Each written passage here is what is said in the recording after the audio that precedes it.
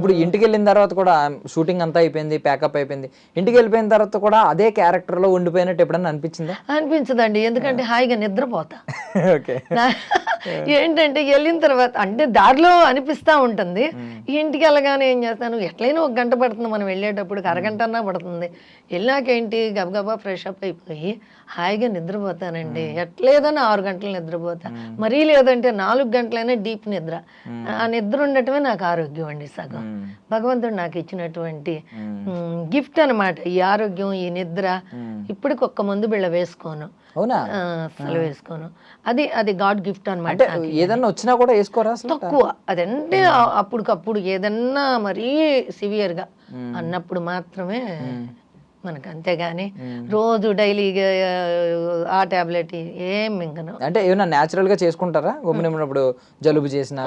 రోజు అది ఆ ప్రక్రియ ఉంటుంది.